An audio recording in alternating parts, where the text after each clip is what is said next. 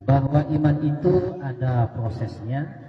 Yang dikatakan beriman ini adalah orang yang pandangan dan sikap hidupnya berdasarkan ajaran Allah. Nah, jadi orang yang beriman ini tidak sembarangan. Bagaimana prosesnya untuk mencapai iman? Bagaimana prosesnya untuk mencapai iman? Dalam hadis lagi menyebutkan as-salatu mi'rajul mu'minin. Ternyata dengan sholat itulah satu teknik membangun, membina jiwa kita menuju mukmin. Jadi kalau tak sholat tak ada dasar menyebutkan aku beriman. Ya, kecuali kalau yang pernyataan umum, iman itu keyakinan. Ya. Nah, terserah apa mau mengikut umum atau mengikut hadis. Kalau hadis ya itu dia tadi, pandangan dan sikap hidup. Nah, jadi seluruh anggota Porsa sebagaimana yang disampaikan oleh Haji Romi Irama, bahwa Porsa itu adalah yang pertama harus beriman. Ya, artinya kita harus berusaha mencapai derajat iman. Karena dengan iman ini maka kita nanti akan dibawa kepada yang namanya takwa, bertakwa. Ya. Jadi orang yang bertakwa itu ya artinya orang yang sikap, lisannya, perbuatannya sesuai dengan ajaran Allah. Nah, itulah orang yang bertakwa. Jadi bertakwa kalau istilahnya bahasa kita sehari-hari, orang yang takut tidak mengerjakan, takut untuk melanggar apa yang dilarang oleh Allah Subhanahu wa taala. Nah, itu yang pertama tadi adalah beriman. Kalau sudah beriman, maka muncullah ketakwaan pada jiwa kita. Dan yang ketiga adalah berakhlak. Nah, kalau berakhlak ini pun kalau dalam istilah kita pelajari, banyak ini ragam istilah akhlak. Ada namanya etika, kan? Ada namanya moral, ada namanya akhlak. Nah, etika, moral, akhlak itu belum tentu sama. Terkadang orang Papua kalau menurut mereka tak pakai baju hanya menutupi kemaluannya saja berakhlak bagi mereka. Ada beretika ya, bagi mereka itu etika, bukan akhlak. Nah, lain lagi nanti istilahnya tradisi orang yang lain. Nah, bagi mereka yang bermoral itu ya seperti itu. Tapi khusus yang namanya berakhlak, ini adalah yang dikeluarkan oleh Al-Quran. Nah, istilah akhlak ini adalah Al-Quran yang menjelaskan. Kalau dalam hadis, wa ma bu'istu liutammima makarimal akhlak, bahwa Rasulullah SAW itu diutus tak lain dan tak bukan adalah untuk memperbaharui, menyempurnakan akhlak manusia. Apa itu akhlak? Ya, akhlak itu kalau dalam hadis lagi menyebutkan bagaimana akhlak Rasul. Ya, akhlak Rasul itu Al-Quran. Nah, jadi Al-Quran itulah sebagai acuan kita untuk berakhlak. Nah, kan banyak itu berakhlak, akhlak berjiran misalnya.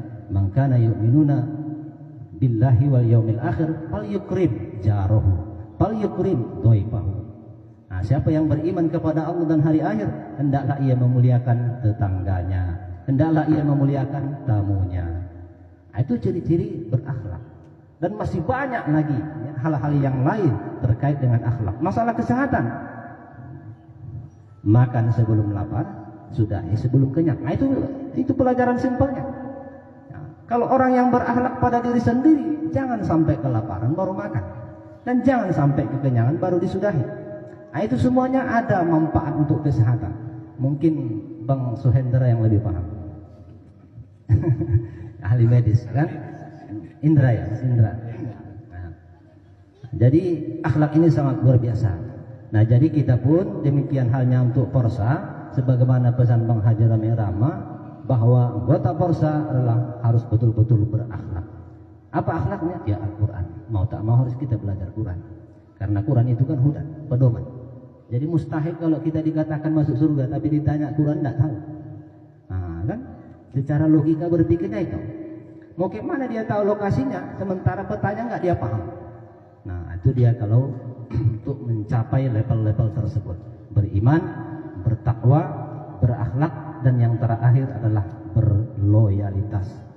Kalau loyalitas ini, kalau dalam bahasa Perancis itu setia. Loyal itu setia. Nah, jadi orang yang loyal ini sebenarnya kalau bisa dikatakan loyal. Nah, kita dalam segi keormasan Porsa, mana dia yang namanya sikap loyal? Misalnya, ya kalau ada di antara kita yang sakit, kita kunjungi. Nah, itu salah satu sikap loyal.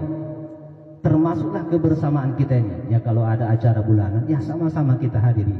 Tak bisa hadir, ya paling tidak ada informasinya. Nah, ada disampaikan, oh maaf saya nggak bisa datang, kebetulan pas ada acara pesta. Nah, itu termasuk kesetiaan kita terhadap organisasi kepersaan ini. Jadi mudah-mudahan bisa kita pahami bersama bahwa Porbitrain, bahwa 4B, beriman, bertakwa, berakhlak, dan berloyalitas. Mari sama-sama kita pahami bersama, mari sama-sama kita coba agar bisa kita mencapai yang namanya level beriman, bertakwa, berakhlak, dan berloyalitas untuk ke depan harinya. Mudah-mudahan dengan ulasan singkat ini bisa menambah wawasan khususnya pada saya pribadi, dan begitu juga kita pada umumnya. Sebagai penutup, ada satu hadis menyebutkan innal mu'minu lil mu'min kal bunyan, bahwa seorang mukmin dengan mukmin yang lainnya itu seperti bangunan, bangunan. Yasudduhu ba'duhu ba'du, saling sokong menyokong, saling dukung mendukung. Dan masih banyak sebenarnya dalil-dalil yang lain menjelaskan tentang bagaimana persaudaraan kita khususnya di organisasi Porsa ini. Mudah-mudahan organisasi yang kita geluti ini memberikan rahmatlah, kalau tidak pada diri kita sendiri, dan begitu juga khususnya kepada masyarakat yang ada di lingkungan kita. Karena pada bulan Ramadan yang lalu, dan alhamdulillah saya lihat sangat antusias memberikan santunan kepada anak yatim, dan begitu juga membagi-bagikan takjil kepada saudara-saudara kita yang sedang berpuasa di luar sana. Mudah-mudahan ulasan singkat ini memberikan pencerahan khususnya bagi anggota baru dan khususnya bagi saya. Billahi taufiq wal hidayah. Assalamualaikum warahmatullahi wabarakatuh.